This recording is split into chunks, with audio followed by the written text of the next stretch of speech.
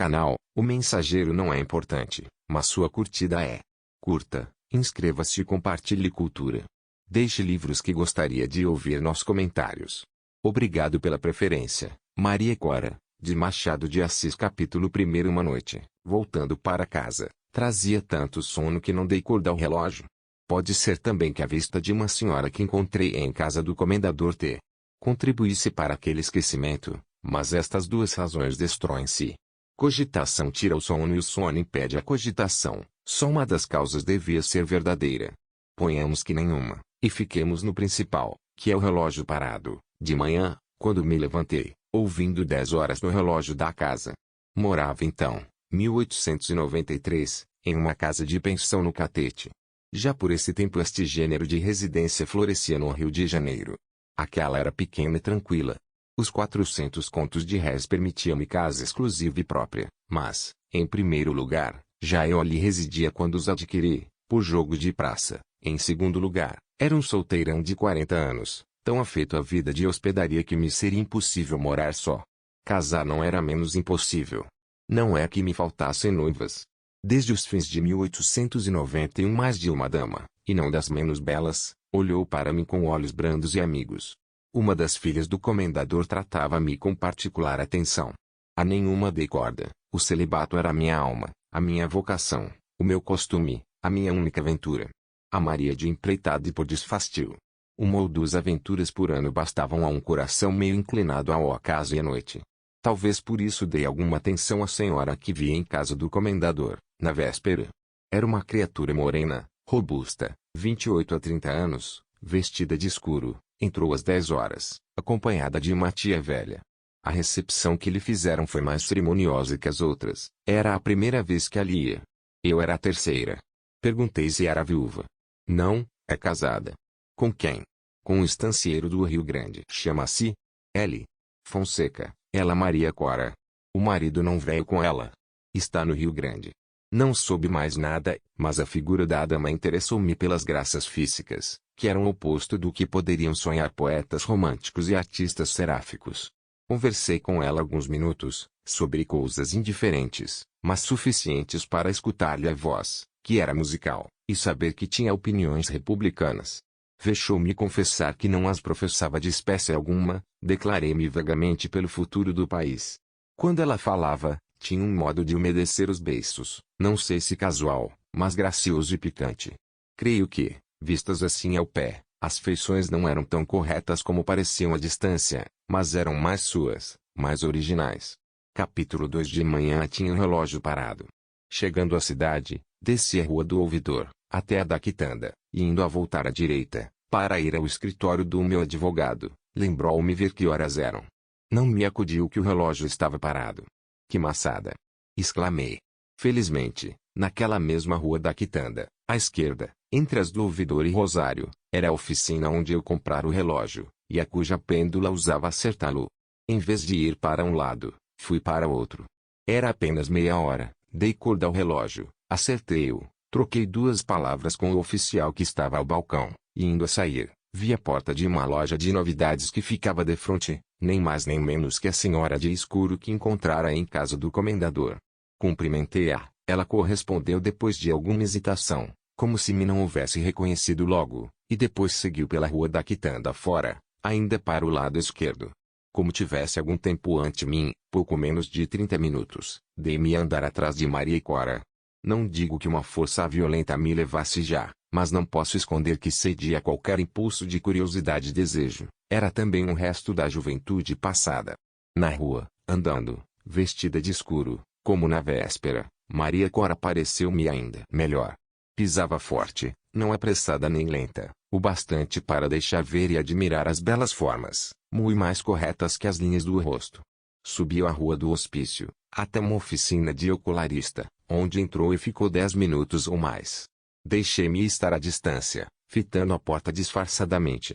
Depois saiu, arrepiou o caminho, e dobrou a Rua dos Ourives, até a do Rosário, por onde subiu até o Largo da Sé, daí passou de S. Francisco de Paulo. Todas essas reminiscências parecerão escusadas, se não aborrecíveis, a mim dão-me uma sensação intensa e particular, são os primeiros passos de uma carreira penosa e longa. Demais, vereis por aqui que ela evitava subir a rua do Ouvidor, que todos e todas buscariam aquela ou a outra hora para ir ao largo de S. Francisco de Paula. Foi atravessando o largo, na direção da escola politécnica, mas a meio caminho veio ter com ela um carro que estava parado defronte da escola, meteu-se nele, e o carro partiu. A vida tem suas encruzilhadas, como outros caminhos da terra. Naquele momento achei-me diante de uma assaz complicada, mas não tive tempo de escolher direção, nem tempo nem liberdade. Ainda agora não sei como é que me vi dentro de um tilbury, é certo que me vi nele, dizendo ao cocheiro que fosse atrás do carro. Maria Cora morava no Engenho Velho, era uma boa casa, sólida, posto que antiga, dentro de uma chácara. Vi que morava ali, porque a tia estava a uma das janelas. Depois, saindo do carro, Maria Cora disse ao cocheiro, o meu tilbury ia passando adiante, que naquela semana não sairia mais, e que aparecesse segunda-feira ao meio-dia. Em seguida, entrou pela chácara, como dona dela, e parou a falar ao feitor, que lhe explicava alguma coisa com gesto. Voltei depois que ela entrou em casa, e só muito abaixo é que me lembrou de ver as horas, era quase 1h30. Vim a trote largo até a rua da Quitanda, onde me apeei à porta do advogado. Pensei que não vinha, disse-me ele. Desculpe, doutor, encontrei um amigo que me deu uma maçada. Não era a primeira vez que mentia na minha vida, nem seria a última. Capítulo 3. Fiz-me encontrar disso com Maria Cora, na casa do comendador, primeiro, e depois em outras. Maria Cora não vivia absolutamente reclusa, dava alguns passeios e fazia visitas. Também recebia, mas sem dia certo, uma ou outra vez, e apenas 5 ou 6 pessoas da intimidade. O sentimento geral é que era pessoa de fortes sentimentos e austeros costumes. Acrescentai isto um espírito agudo, brilhante e viril. Capaz de resistências e fadigas, não menos que de violências e combates, era feita, como dizia um poeta que lá ia à casa dela, de um pedaço de pampa e outro de pampeiro. A imagem era em verso e com rima, mas a mim só me ficou a ideia e o principal das palavras. Maria Cora gostava de ouvir definir-se assim, posto não andasse mostrando aquelas forças a cada passo, nem contando as suas memórias da adolescência. A tia é que contava algumas, com amor, para concluir que lhe saía a ela, que também fora assim na mocidade. A justiça pede que se diga que, ainda agora, apesar de doente, a tia era pessoa de muita vida e robustez. Com pouco, apaixonei-me pela sobrinha. Não me pesa confessá-lo, pois foi a ocasião da única página da minha vida que merece atenção particular. Vou narrá-la brevemente, não conto novela nem direi mentiras. Gostei de Maria Cora. Não lhe confiei logo o que sentia, mas é provável que ela o percebesse ou adivinhasse, como todas as mulheres. Se a descoberta ou a adivinhação foi anterior à minha ida à casa do Engenho Velho, nem assim deveis censurá-la por me haver convidado a ir ali uma noite. Podia ser-lhe então indiferente à minha disposição moral, podia também gostar de se sentir querida, sem a menor ideia de retribuição. A verdade é que fui essa noite e tornei outras. A tia gostava de mim e dos meus modos.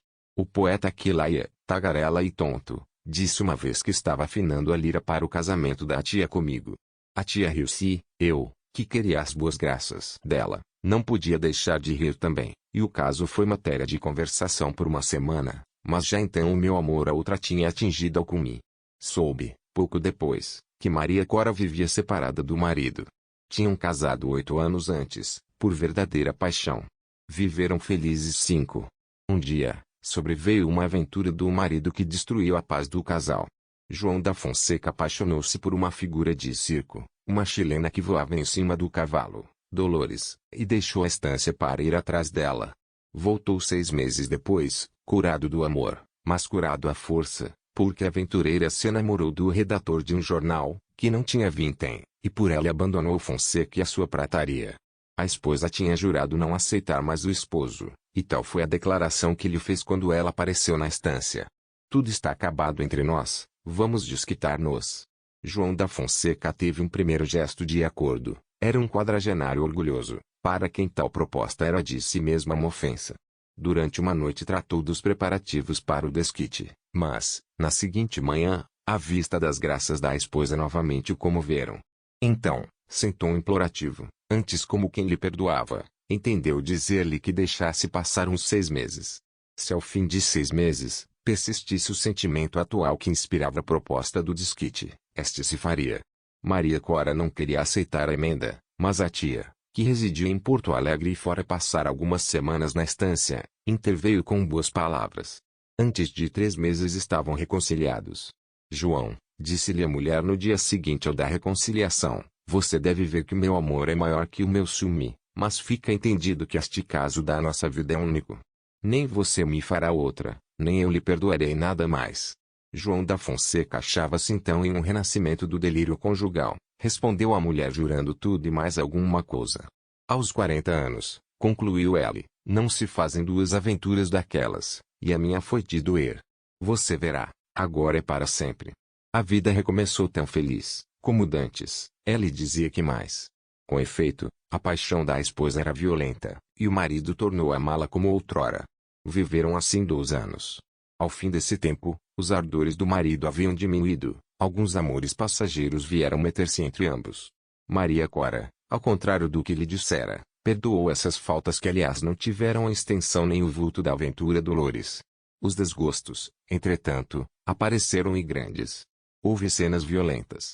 Ela parece que chegou mais de uma vez a ameaçar que se mataria, mas, posto não lhe faltasse o preciso ânimo, não fez tentativa nenhuma, a tal ponto lhe doía deixar a própria causa do mal, que era o marido. João da Fonseca percebeu isto mesmo, e acaso explorou a fascinação que exercia na mulher. Uma circunstância política veio complicar esta situação moral. João da Fonseca era pelo lado da revolução, dava-se com vários dos seus chefes, e pessoalmente detestava alguns dos contrários. Maria Cora, por laços de família, era diversa aos federalistas. Esta oposição de sentimentos não seria bastante para separá-los, nem se pode dizer que, por si mesma, azedasse a vida dos dois. Embora a mulher, ardente em tudo, não o fosse menos em condenar a revolução, chamando nomes crus aos seus chefes e oficiais, embora o marido, também excessivo, replicasse com igual ódio, os seus arrufos políticos apenas aumentariam os domésticos, e provavelmente não passariam dessa troca de conceitos, se uma nova Dolores, desta vez prazeres, e não chilena nem saltimbanca, não revivesse os dias amargos de outro tempo. Prazeres era ligada ao partido da Revolução, não só pelos sentimentos, como pelas relações da vida com o federalista. Eu a conheci pouco depois, era bela e airosa, João da Fonseca era também um homem gentil e sedutor. Podiam amar-se fortemente, e assim foi. Vieram incidentes, mais ou menos graves, até que um decisivo determinou a separação do casal.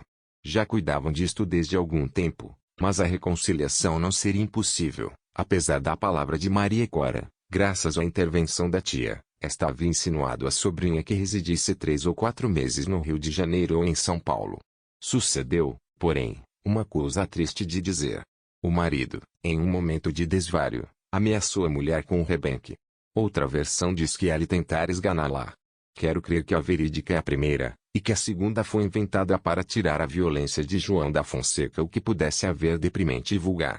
Maria Cora não disse mais uma só palavra ao marido. A separação foi imediata. A mulher veio com a tia para o Rio de Janeiro, depois de arranjados amigavelmente os interesses pecuniários. Demais, a tia era rica. João da Fonseca e Prazeres ficaram vivendo juntos uma vida de aventuras que não importa escrever aqui. Só uma coisa interessa diretamente a minha narração. Tempos depois da separação do casal, João da Fonseca estava alistado entre os revolucionários. A paixão política, posto que forte, não o levaria a pegar em armas, se não fosse uma espécie de desafio da parte de Prazeres, assim correu entre os amigos dele, mas ainda este ponto é obscuro. A versão é que ela, exasperada com o resultado de alguns combates, disse ao estancieiro que iria, disfarçada em homem, vestir farda de soldado e bater-se pela revolução. Era capaz disto, o amante disse-lhe que era uma loucura, ela acabou propondo-lhe que, nesse caso, fosse ali bater-se em vez dela, era uma grande prova de amor que lhe daria. Não te tenho dado tantas? Tem, sim, mas esta é a maior de todas, esta me fará cativo até a morte. Então agora ainda não é até a morte? Perguntou ele rindo. Não. Pode ser que as coisas se passassem assim. Prazeres era, com efeito, uma mulher caprichosa e imperiosa, e sabia prender um homem por laços de ferro. O federalista, de quem se separou para acompanhar João da Fonseca, depois de fazer tudo para reavê-la, passou a campanha oriental, onde dizem que vive pobremente, encanecido e envelhecido 20 anos, sem querer saber de mulheres nem de política. João da Fonseca acabou cedendo. Ela pediu para acompanhá-lo, e até bater-se, se fosse preciso. Ele negou-lhe. A revolução triunfaria em breve, disse. Vencidas as forças do governo, tornaria a estância, onde ela o esperaria. Na estância, não, respondeu Prazeres. Espero-te em Porto Alegre. Capítulo 4. Não importa dizer o tempo que despendi nos inícios da minha paixão, mas não foi grande. A paixão cresceu rápida e forte.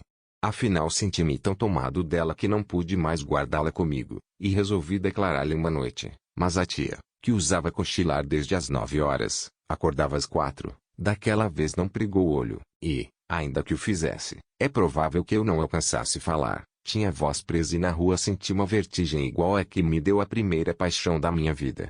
Senhor Correia, não vá cair, disse a tia quando eu passei a varanda, despedindo-me. Deixe estar, não caio. Passei mal a noite, não pude dormir mais de 2 horas, aos pedaços, e antes das 5 estava em pé. É preciso acabar com isto, exclamei. De fato, não parecia achar em Maria Cora mais que benevolência e perdão, mas era isso mesmo que a tornava apetecível.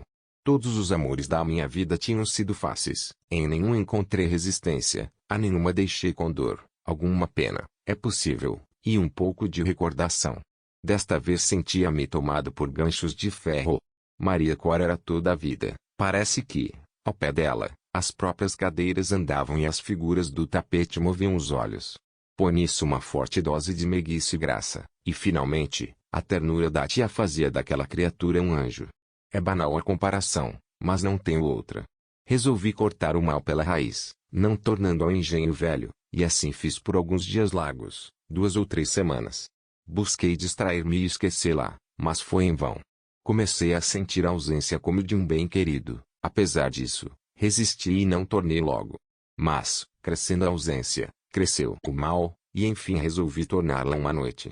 Ainda assim pode ser que não fosse, a não achar Maria Cora na mesma oficina da Rua da Quitanda, aonde eu fora acertar o relógio parado. É freguês também? Perguntou-me ao entrar. Sou. Vim acertar o meu. Mas, por que não tem aparecido? E verdade, por que não voltou lá a casa? Completou a tia. Uns negócios, murmurei, mas, hoje mesmo contava ir lá. Hoje não, vá amanhã, disse a sobrinha. Hoje vamos passar a noite fora. Pareceu-me ler naquela palavra um convite à mala de vez, assim como a primeira trouxera um tom que presumi ser de saudade. Realmente, no dia seguinte, fui ao engenho velho. Maria Cora acolheu-me com a mesma boa vontade de antes. O poeta lá estava e contou-me em versos suspiros que a tia dera por mim. Entrei a frequentá-las novamente e resolvi declarar tudo. Já acima disse que ela provavelmente percebera ou adivinhara o que eu sentia, como todas as mulheres, referi-me aos primeiros dias. Desta vez com certeza percebeu, nem por isso me repeliu. Ao contrário, parecia gostar de se ver querida, muito e bem. Pouco depois daquela noite escrevi-lhe uma carta e fui ao engenho velho. Achei um pouco retraída, a tia explicou-me que recebera notícias do Rio Grande que a afligiram. Não liguei isto ao casamento e busquei alegrá-la, apenas consegui vê-la cortês. Antes de sair, perto da varanda, entreguei-lhe a carta, e a dizer-lhe, peço-lhe que leia, mas a voz não saiu. Vi um pouco atrapalhada, e para evitar dizer o que melhor é escrito, cumprimentei e enfiei pelo jardim. Pode imaginar-se a noite que passei, e o dia seguinte foi naturalmente igual à medida que a outra noite vinha. Pois, ainda assim, não tornei à casa dela, resolvi esperar 3 ou 4 dias, não que ela me escrevesse logo, mas que pensasse nos termos da resposta. Que estes haviam de ser simpáticos, era certeza minha. As maneiras dela, nos últimos tempos, eram mais que afáveis, pareciam-me convidativas. Não cheguei, porém, aos 4 dias, mal pude esperar 3. Na noite do terceiro fui ao engenho velho. Se disser que entrei trêmulo da primeira comoção, não minto.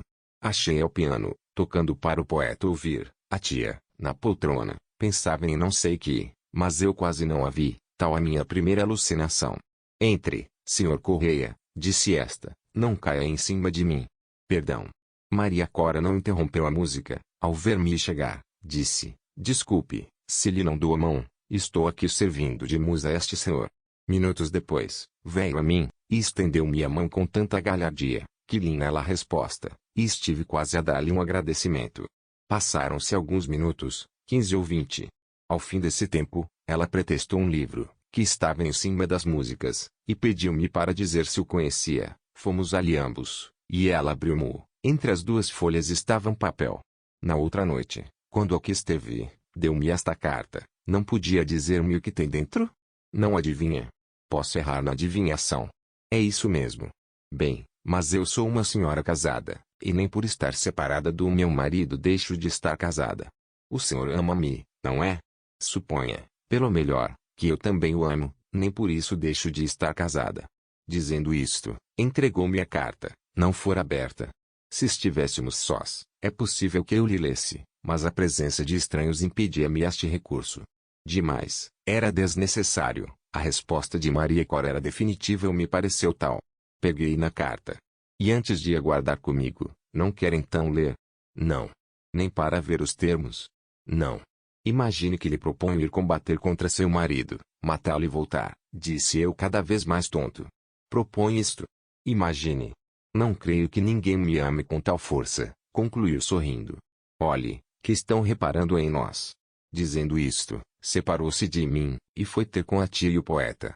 Eu fiquei ainda alguns segundos com o livro na mão, como se deveras o examinasse, e afinal deixei-o. Vim sentar-me defronte dela. Os três conversavam de coisas do Rio Grande, de combates entre federalistas e legalistas, e da vária sorte deles. O que eu então senti não se escreve, pelo menos, não escrevo eu, que não sou romancista. Foi uma espécie de vertigem, um delírio, uma cena pavorosa e lúcida, um combate e uma glória. Imaginei-me no campo, entre uns e outros, combatendo os federalistas, e afinal matando João da Fonseca, voltando e casando-me com a viúva. Maria Cora contribuía para esta visão sedutora. Agora, que me recusara a carta, parecia-me mais bela que nunca, e a isto acrescia que se não mostrava zangada nem ofendido, tratava-me com igual carinho que antes, creio até que maior.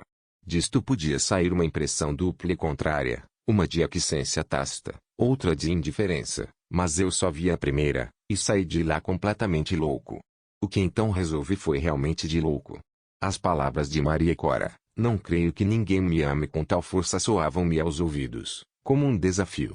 Pensei nelas toda a noite, e no dia seguinte fui ao engenho velho, logo que tive ocasião de jurar-lhe a prova. Filo. Deixo tudo o que me interessa, a começar pela paz, com o único fim de lhe mostrar que a amo, e a quero só e santamente para mim. Vou combater a revolta. Maria Cora fez um gesto de deslumbramento. Daquela vez percebi que realmente gostava de mim, verdadeira paixão, e se fosse viúva, não casava com outro. Jurei novamente que ia para o sul. Ela, comovida, estendeu-me a mão. Estávamos em pleno romantismo.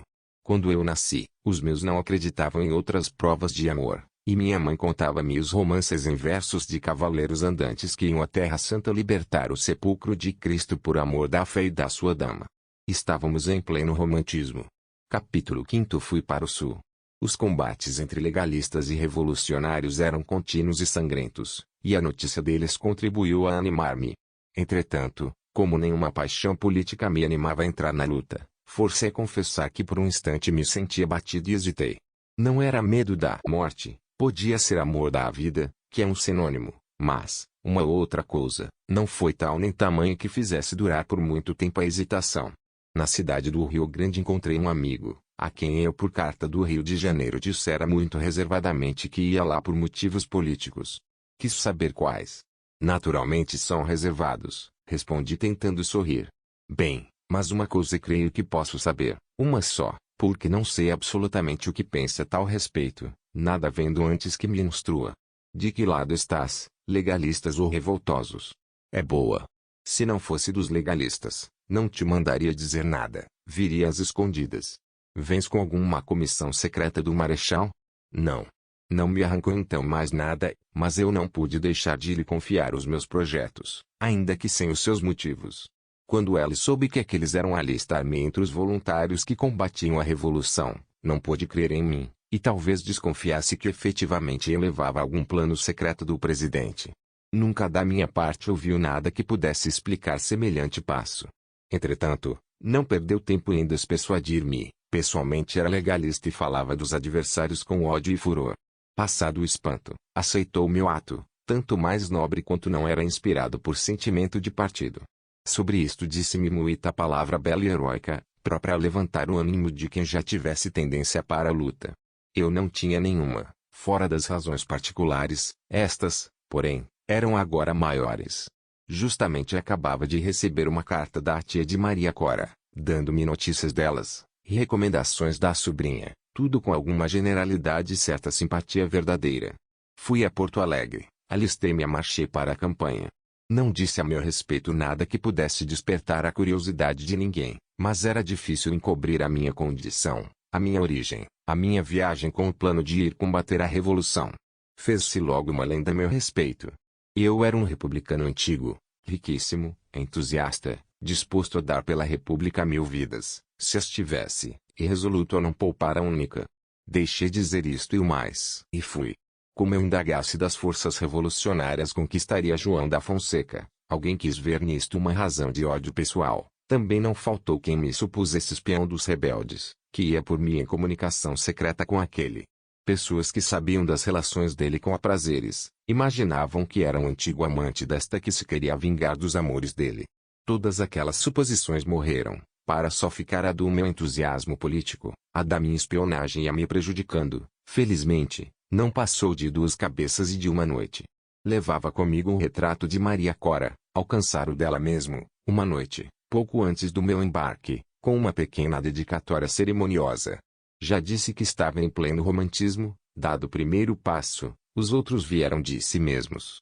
E agora juntai a isto o amor próprio, e compreendereis que de simples cidadão indiferente da capital saísse um guerreiro áspero da campanha rio-grandense.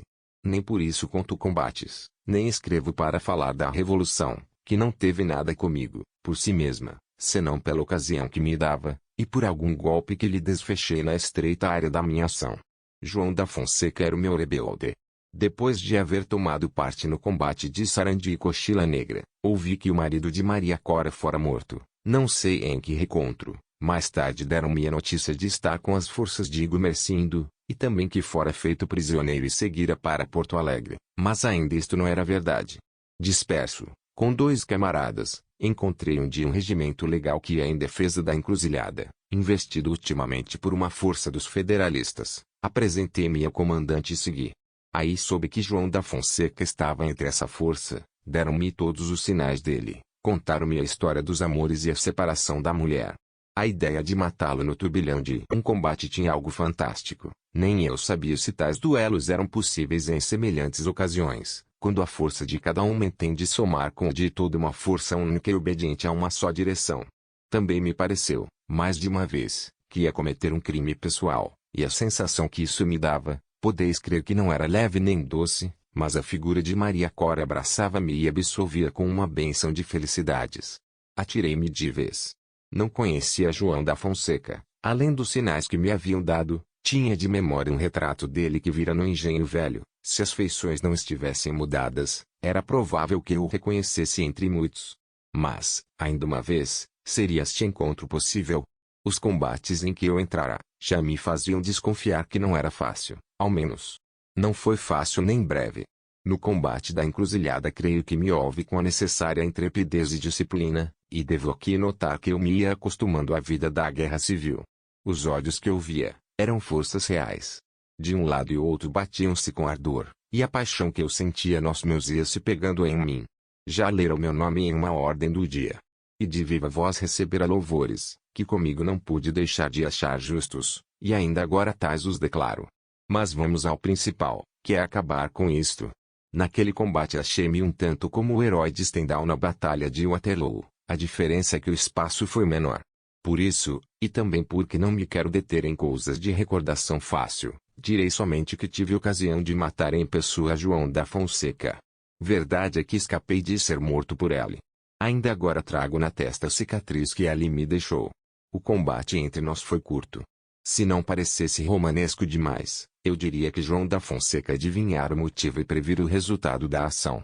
Poucos minutos depois da luta pessoal, a um canto da vila, João da Fonseca caiu prostrado.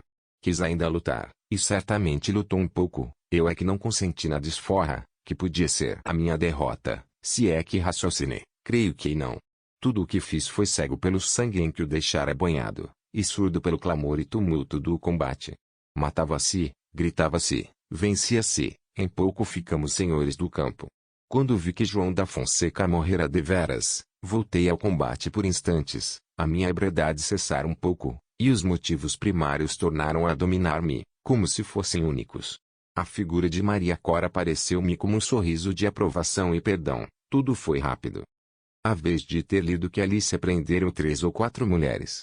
Uma destas era a Prazeres. Quando, acabado tudo, a Prazeres viu o cadáver do amante, fez uma cena que me encheu de ódio e de inveja. Pegou em si e deitou-se a abraçá-lo, as lágrimas que verteu, as palavras que disse, fizeram rir a uns, a outros, se não enterneceram, deram algum sentimento de admiração. Eu, como digo, achei-me tomado de inveja e ódio, mas também esse duplo sentimento desapareceu para não ficar nem admiração, acabei rindo. Prazeres, depois de honrar com dor a morte do amante, ficou sendo a federalista que já era, não vestia farda, como dissera ao desafiar João da Fonseca, quis ser prisioneira com os rebeldes e seguir com eles.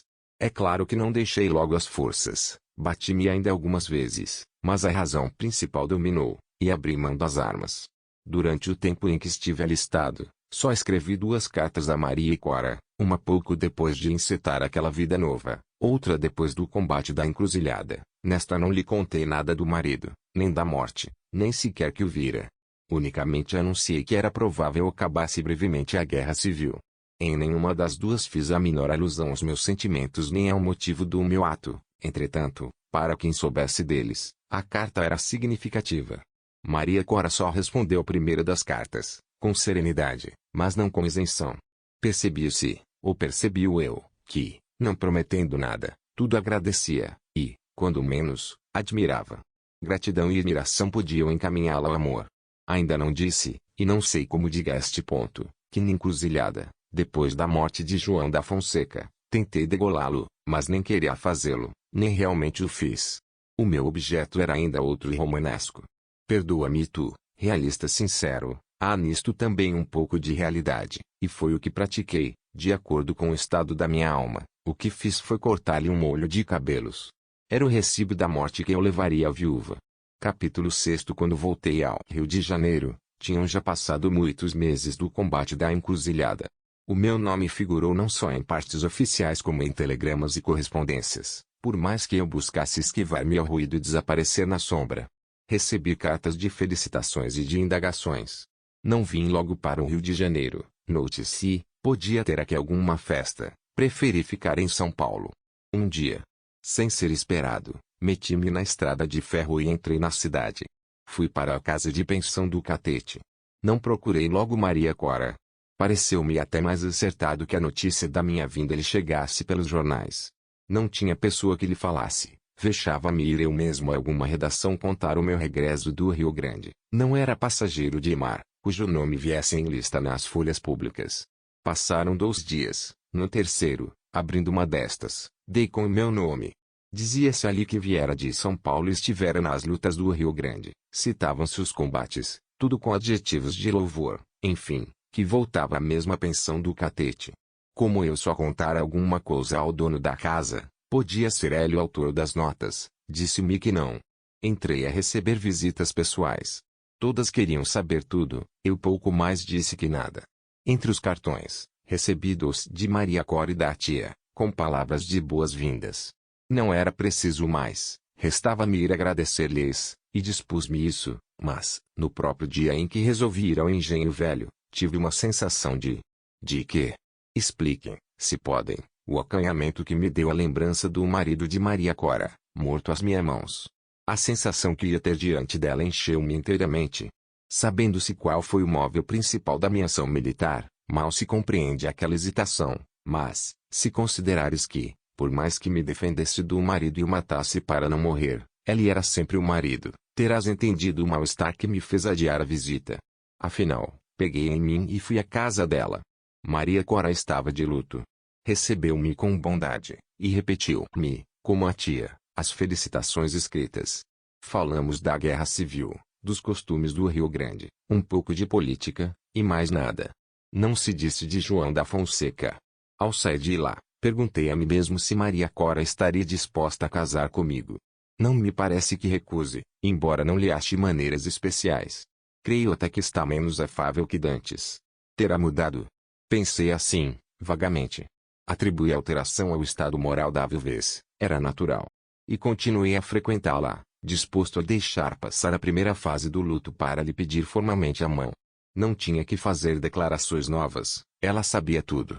Continuou a receber-me bem. Nenhuma pergunta me fez sobre o marido, a tia também não, e da própria revolução não se falou mais. Pela minha parte, tornando a situação anterior, busquei não perder tempo, fiz-me pretendente com todas as maneiras do ofício. Um dia, perguntei-lhe se pensava em tornar ao Rio Grande. Por ora, não. Mas irá? É possível, não tenho plano nem prazo marcado, é possível. Eu, depois de algum silêncio, durante o qual olhava interrogativamente para ela, acabei por inquirir se antes de ir, caso fosse, não alteraria nada em sua vida. A minha vida está tão alterada. Não me entendera, foi o que supus. Tratei de me explicar melhor, e escrevi uma carta em que lhe lembrava a entrega e a recusa da primeira e lhe pedia francamente a mão. Entreguei a carta, 2 dias depois, com estas palavras: desta vez não recusará ler-me. Não recusou, aceitou a carta. Foi à saída, à porta da sala. Creio até que lhe vi certa comoção de bom agouro. Não me respondeu por escrito, como esperei. Passados 3 dias, estava tão ansioso que resolvi ir ao engenho velho. Em caminho imaginei tudo, que me recusasse, que me aceitasse, que me adiasse, e já me contentava com a última hipótese, se não houvesse de ser a segunda. Não a achei em casa, tinha ido passar alguns dias na Tijuca. Saí de lá aborrecido. Pareceu-me que não queria absolutamente casar, mas então era mais simples dizê-lo ou escrevê-lo. Esta consideração trouxe-me esperanças novas. Tinha ainda presentes as palavras que me dissera, quando me devolveu a primeira carta, e eu lhe falei da minha paixão. Suponho que eu amo, nem por isso deixo de ser uma senhora casada. Era claro que então gostava de mim, e agora mesmo não havia razão decisiva para crer o contrário, embora a aparência fosse um tanto fria. Ultimamente, entrei a crer que ainda gostava, um pouco por vaidade, um pouco por simpatia, e não sei se por gratidão também, tive alguns vestígios disso.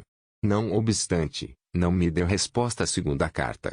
Ao voltar da Tijuca, vinha menos expansiva, acaso mais triste. Tive eu mesmo de lhe falar na matéria. A resposta foi que por ora, estava disposta a não casar. Mas um dia, perguntei depois de algum silêncio. Estarei velha. Mas então, será muito tarde. Meu marido pode não estar morto. Espantou-me esta objeção. Mas a senhora está de luto. Tal foi a notícia que lhe me deram, pode não ser exata. Tenho visto desmentir outras que se reputavam certas. Quer certeza absoluta? Perguntei. Eu posso dar-la. Maria Cora empalideceu. Certeza. Certeza de quê? Queria que lhe contasse tudo, mas tudo.